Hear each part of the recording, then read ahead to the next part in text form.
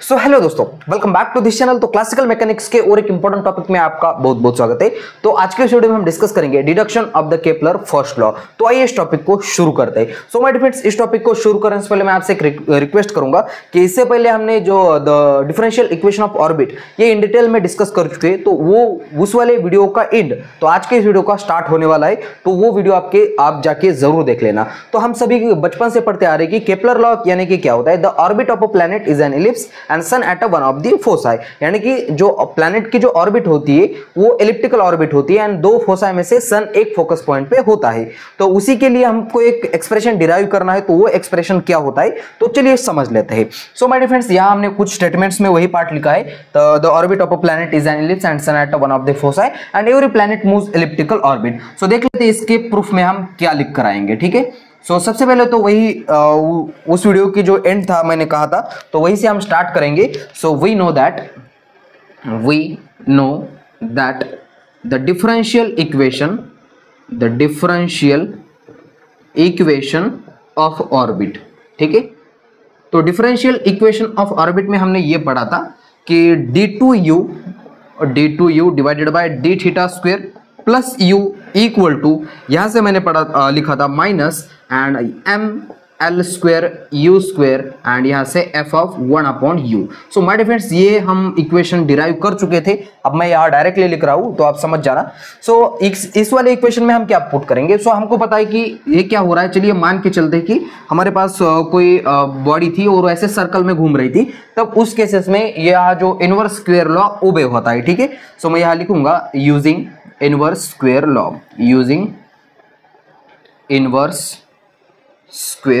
Law. So my dear friends, inverse square law हमने पढ़ा था कि क्या था कि अगर मेरे पास f इजिकल टू क्या है, जो कि डिपेंड्स रहेगा किस पे, r पे, f of r equal to यहाँ से g यूनिवर्सल ग्रेविटेशनल कांस्टेंट, यहाँ से दो मासेस से m1 m2 and divided by r square, ठीक है। यहाँ से f ऑफ r लिखूँ तो मैं ये हो जाता है कि -1/r स्क्वायर को मैंने बाहर ले लिया एंड ब्रैकेट के अंदर ले लिया g कैपिटल M m2, ये दोनों क्या है माय डियर फ्रेंड्स, कांस्टेंट है, तो इसको हम f of r equal to minus k of r square कुछ इस तरीके से लिखते हैं, ठीक है। सो उस वाले इक्वेशन का मैं डायरेक्टली यहां यूज करूंगा। So direct f of r equal to minus k of r square and इसको इक्वेशन नंबर सेकंड दे दूंगा, ठीक है, चलेगा।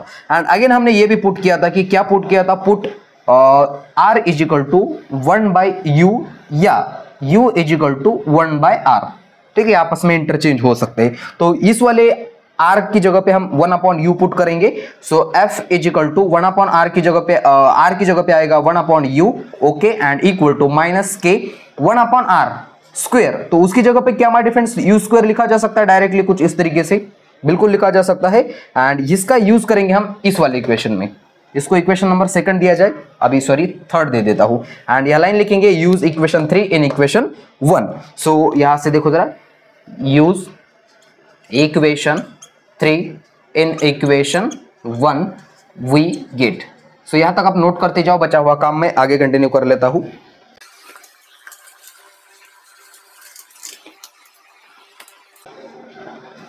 सो देखो my friends, equation number third तक हम पहुंच चुके थे। अब यहां से जो इक्वेशन फर्स्ट था वो मैंने मिटा दिया है।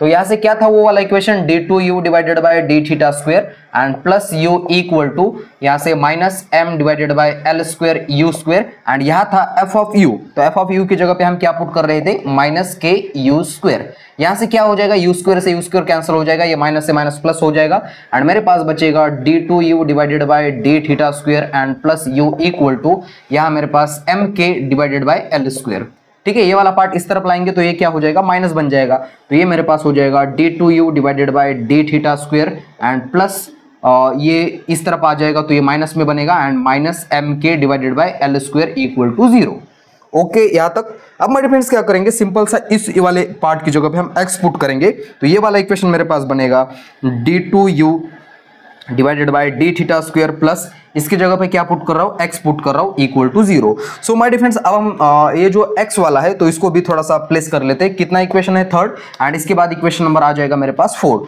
तो मैं लिखूंगा x इक्वल टू क्या, हमने वेयर हमारे पास x क्या है, वेयर x जो है हमारे पास u minus m k divided by l square, okay अब क्या करना है हमको, इस वाले इक्वेशन की जगह पे d2u upon D theta square है, तो इसकी जगह पे अगर मैं d2x upon D theta square लाऊं तो ये मेरे पास क्या हो जाएगा, सेकंड ऑर्डर डिफरेंशियल इक्वेशन हो जाएगा।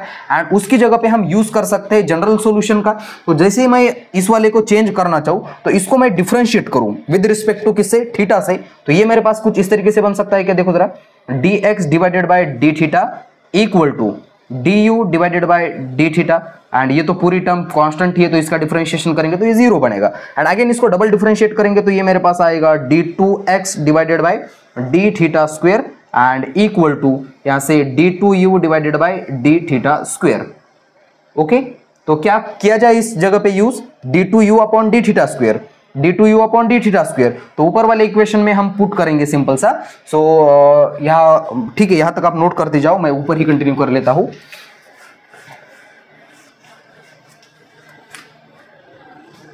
सो देखो माय फ्रेंड्स, इस इक्वेशन नंबर 5 का इक्वेशन नंबर 4 में हम कर रहे हैं, तो इक्वेशन नंबर 4 मेरे पास कुछ इस कदर बन जाएगा। तो इसकी जगह पे हम क्या पुट कर रहे हैं, d2x divided by D theta square and plus इसकी जगह पे आ जाएगा x इक्वल टू 0। सो ये मेरे पास आ गया, this is the second order differential equation, this is second order differential equation which having the general solution, which having the general solution, इसके लिए general solution होगा हमारे पास, general solution is given by, so इसके लिए मेरे पास general solution है x equal to a cos theta minus theta dash. हमारे पास यहाँ a एंड जो थीटा डैश है वो क्या है मेरे पास माय डिफरेंस, वो है कांस्टेंट, ठीक है, वो दोनों क्या है हमारे पास, कांस्टेंट है। अब क्या करेंगे सिंपल सा, सो इन दोनों की जगह पे देखो जरा, अब ये इक्वेशन नंबर 5 का तो हमको ज्यादा उतना काम नहीं है, बस इस x की जगह पे हमको क्या करना है, इस x की वैल्यू ऊपर वाले इक्वेशन में यूज करनी है, कौन सी, इस जनरल सॉल्यूशन में। तो जैसे इस जनरल सॉल्यूशन में हम x की वैल्यू पुट करेंगे तो वो जनरल सॉल्यूशन क्या बनता है, देखो जरा, तो ये मैं मिटा रहा हूं यहां तक, इक्वेशन नंबर 4 तक मिटा रहा हूं। देखो जरा क्या करना है हमारे फ्रेंड्स, हमको सिर्फ x की जगह पे ये जो x की value x equal to U minus M K L square, तो इसकी जो वैल्यू है इस जनरल सॉल्यूशन में यूज करनी है। तो यहां मेरे पास बनेगा u माइनस, यहां से आ गया M K divided by L square equal to यहां से a cos theta minus theta dash. Okay यहां तक कोई दिक्कत नहीं होनी चाहिए। सो देखो जरा, ये जो माइनस वाला पार्ट है उस तरफ भेज देंगे तो क्या हो जाएगा, प्लस हो जाएगा। तो ये मेरे पास आ गया u equal to M K divided by L square and यहाँ प्लस करेंगे a cos theta minus theta dash. Okay यहां तक। एंड अगेन हमको u बराबर क्या पता है, u बराबर क्या होता है, 1/r होता है, तो इसकी भी वैल्यू हम इसकी जगह पे पुट कर देंगे। तो ये मेरे पास 1/r इक्वल टू यहां से आ गया M K divided by L square plus a cos theta minus theta dash.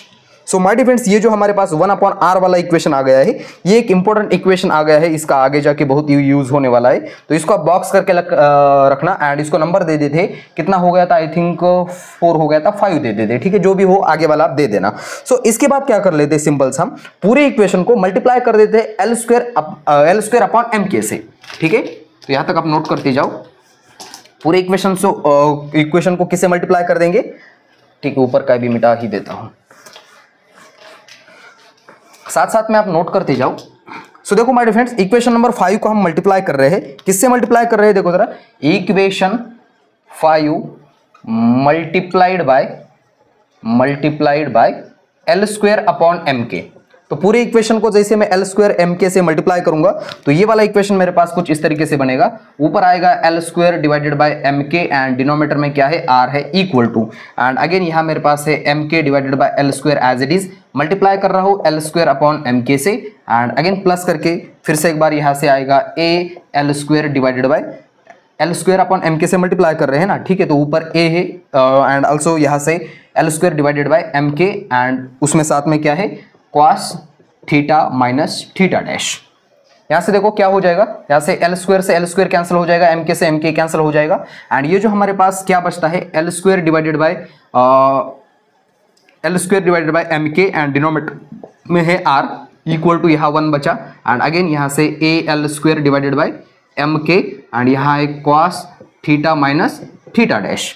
अब क्या किया जा सकता है, इस वाले जो एल स्क्वायर अपॉन एम के है तो इसकी जगह पे हम पुट कर सकते हैं लेटस, सो यहां लिखूंगा मैं स्मॉल m क्या है मेरे पास, लेटस रेक्टम, तो इस लेटेस्ट रेक्टम की जो वैल्यू होती है my dear friends, small l equal to capital L square divided by m K, and यहाँ जो ये वाला पार्ट होता है इसको बोलते हैं इसेंट्रिसिटी। तो ये जो इसेंट्रिसिटी का फॉर्मूला है AL square divided by m के, बहुत ही इंपॉर्टेंट फॉर्मूलेस बनते जा रहे हैं। अब यहाँ जो इसेंट्रिसिटी का ये जो वाला जो फॉर्मूला है उसका आगे जाके हमको बहुत ही यूज होने वाला है, तो ये इक्वेशन आप यहाँ तक नोट करते जाओ साथ साथ में। सो देखो माय डियर फ्रेंड्स, ऊपर वाला इक्वेशन मेरे पास कुछ इस तरीके से बनता है क्या, L अपॉन R, ठीक है, इसकी जगह पे L रखा, डिनोमिनेटर में R है, इक्वल टू, या तो 1 तो एज इट इज रहा, एंड इसकी जगह पे इसेंट्रिसिटी की वैल्यू पुट करेंगे E, एंड यहाँ लिखा मैंने cos theta minus theta dash. So my dear friend, this is our most important equation. So यहां तक हम लिखेंगे तो भी हमारा ये आंसर सही आंसर हो जाएगा। तो इस इक्वेशन से हमको ये पता चलता है कि जो ऑर्बिट होगी वो प्लेनेट की वो कैसी होगी, इलिप्टिकल की होगी।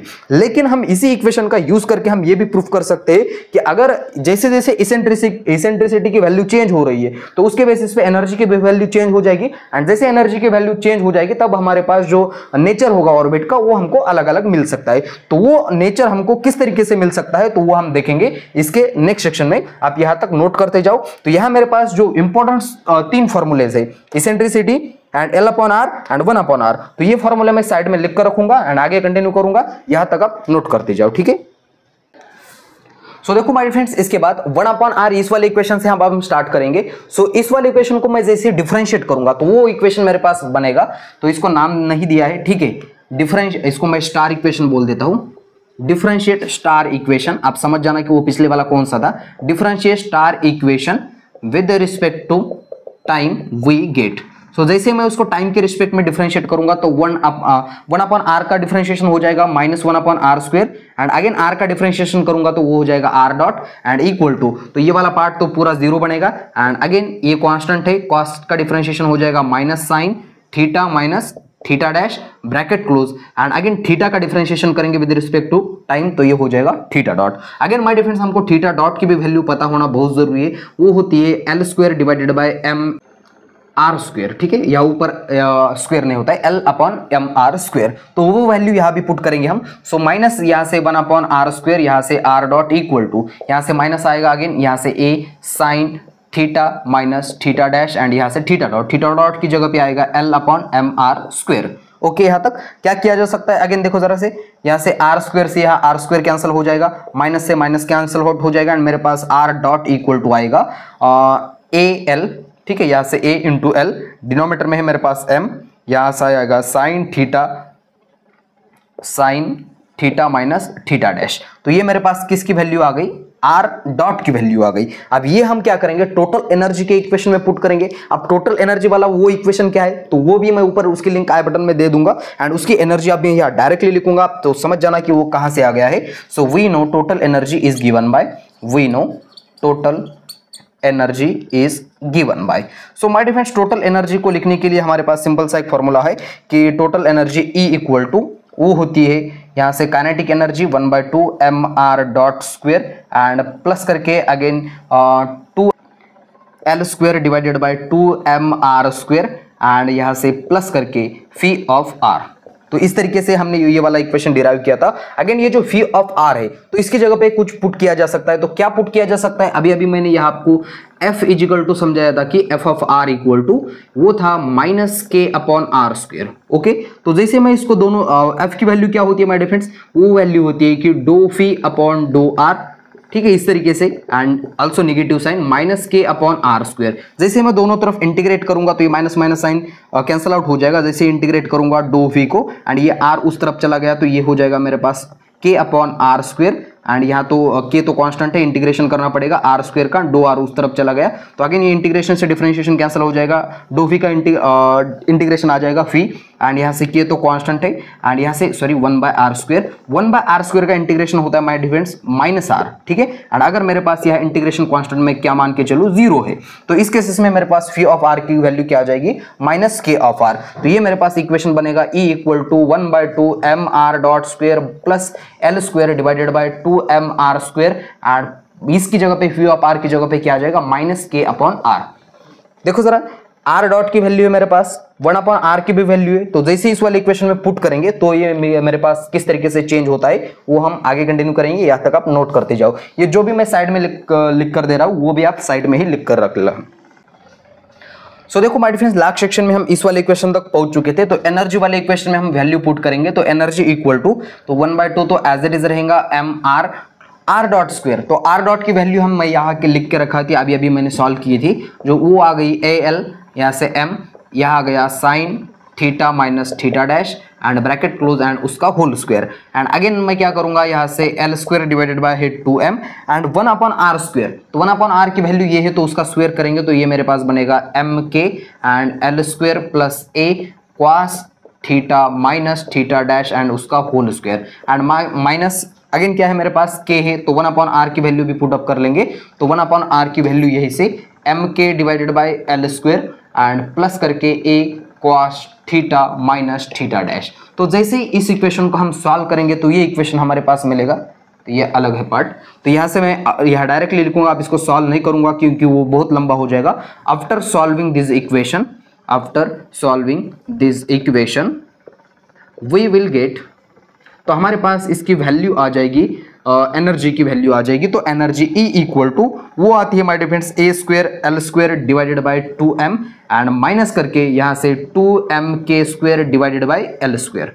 ठीक है, तो ये वैल्यू मेरे पास आती है। तो जैसे मैं इसको सॉल्व करता हूँ तो ये इसको हम थोड़ा ये वाली वैल्यू मिलती है। अब अगेन इसको थोड़ा सा रीअरेंज करेंगे, तो इसको रीअरेंज करेंगे तो ये वाला पार्ट इस तरफ लाएंगे, सॉरी माय डिफरेंस, यहाँ से ये यहाँ 2 नहीं यहाँ 2 आता है, तो ये वाला पार्ट इस तरफ लेके आएंगे तो ये हो जाएगा E प्लस यहाँ से हो गया mk square divided by 2l square and equal to वो आ गया a square l square divided by 2m। तो इसको सॉल्व करेंगे थोड़ा सा, और क्या किया जा सकता है माय फ्रेंड्स, इस वाले इक्वेशन को देखो, हमको a स्क्वायर की वैल्यू निकालनी है। तो ये वाला पार्ट इसके मल्टीप्लिकेशन में भेज देंगे। तो जैसे ही मल्टीप्लिकेशन में चला जाएगा तो ये मेरे पास बनेगा a स्क्वायर की वैल्यू मेरे पास आएगी 2m divided by l square and bracket के अंदर यहाँ से आ जाएगा E plus mk square divided by 2l square. Okay, यहाँ तक। अब क्या करेंगे, इस वाले इक्वेशन से mk square upon 2l square बाहर निकालेंगे। तो जैसे मैं वहां से बाहर निकालूंगा तो वो वाला इक्वेशन मेरे पास कुछ इस तरह कदर बन जाएगा। तो यहाँ तक आप नोट करते जाओ साथ साथ में। सो देखो माय फ्रेंड्स, यहाँ से हम कॉमन ले रहे हैं तो ये मेरे पास बना a स्क्वायर तो एज इट इज रहा एंड यहाँ है मेरे पास 2m divided by l square. Common क्या लिया है हमने, mk square divided by 2l square. Okay, and bracket के अंदर मेरे पास बचेगा, अब यहाँ तो 1 ही बचेगा, तो 1 को मैंने पहले लिखा एंड इस एनर्जी की टर्म में तो वो वाली टर्म है ही नहीं, तो हमने जबरदस्ती कॉमन निकाला, तो उसको डिवाइड भी करना पड़ेगा उसी टर्म से। तो यहाँ आ गया मेरे पास 2mk स्क्वायर, ये 2 ऊपर चला गया E एंड यहाँ से l स्क्वायर। ओके, यहाँ तक।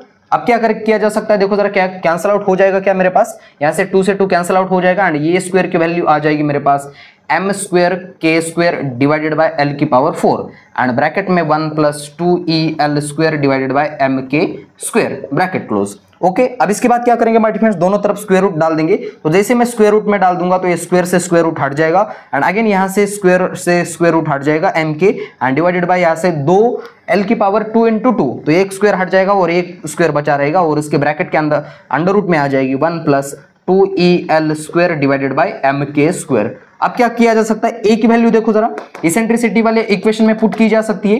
तो use this equation, so use कौन सा, E equal to al square divided by mk।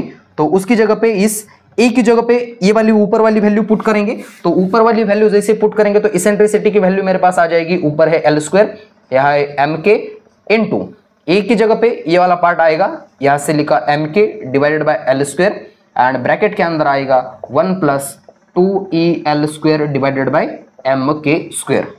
Okay, यहाँ तक ये वाला पार्ट कैंसिल आउट हो जाएगा, ये भी कैंसिल आउट हो जाएगा।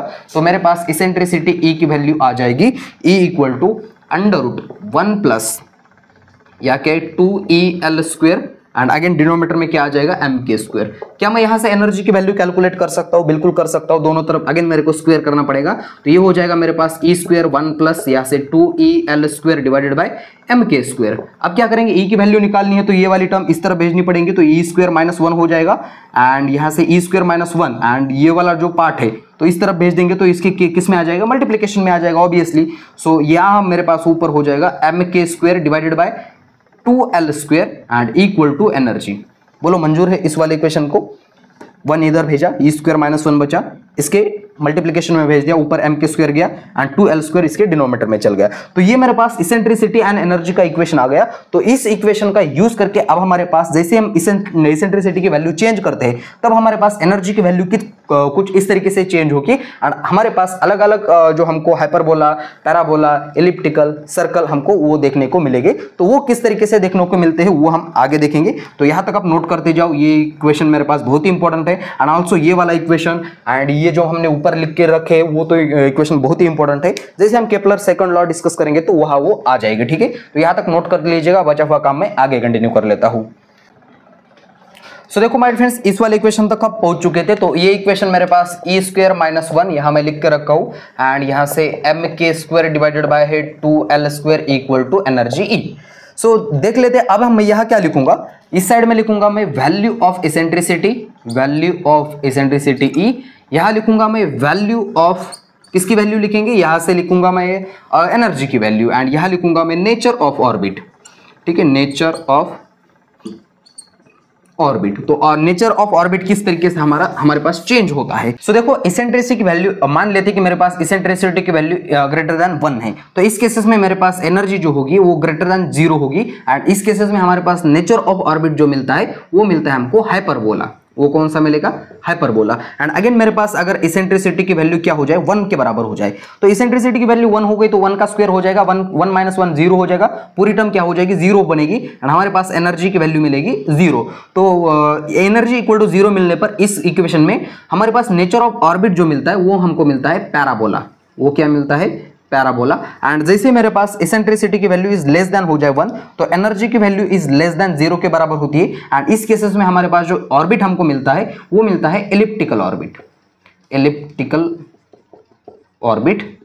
एंड जैसे मैं एनर्जी को अगर 0 के बराबर पुट करूं, सर इसेंट्रिसिटी को अगर 0 के बराबर पुट करूं, इसेंट्रिसिटी 0 तो ये क्या हो जाएगा, माइनस साइन इसको लगेगा एंड एनर्जी की वैल्यू मेरे पास आ जाएगी mk² divided by 2l² and ये हमारे पास सर्कल का इक्वेशन है तो इसके लिए आ जाएगा हमारा नेचर ऑफ ऑर्बिट सर्कल। तो ये मेरे पास कुछ इस तरीके से हम इस इक्वेशन से अलग अलग ऑर्बिट नेचर जो होगा ऑर्बिट का वो किस तरीके से हम शो कर सकते हैं, ये हमने शो किया है, ठीक है। सो ऐसा आप इसको बॉक्स बना सकते हैं अच्छी तरीके से।